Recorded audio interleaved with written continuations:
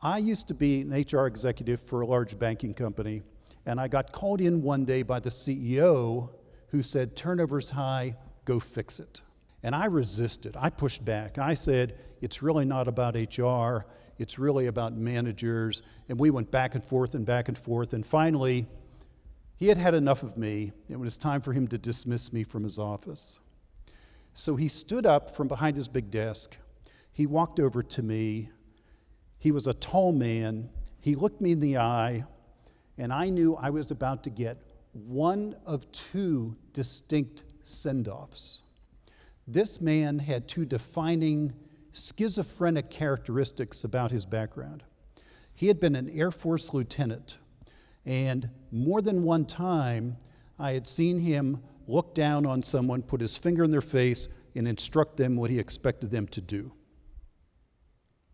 On the other hand, he had been a college cheerleader, and when you walked into his office, you either saw military things on one side or Florida Gator pennants and Florida Gator heads on the other side.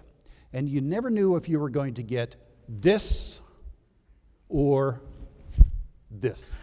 So this was the moment, shoulder to shoulder, and I could see him deciding how to treat me, and ultimately he said and did this. He said, "I know you can do this. In fact, your middle name is now Turnover. You are Richard T. Finnegan." And I'm not kidding. I felt violated.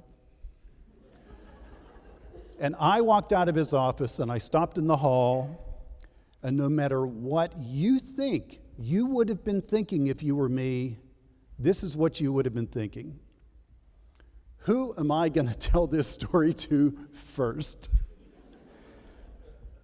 And 4 months later, turnover was down over 20%. We had saved over $4 million. He gave me an award. And I can tell you what I learned.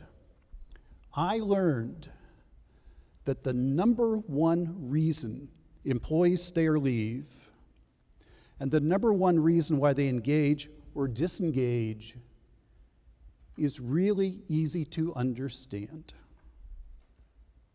It's how much they trust their boss.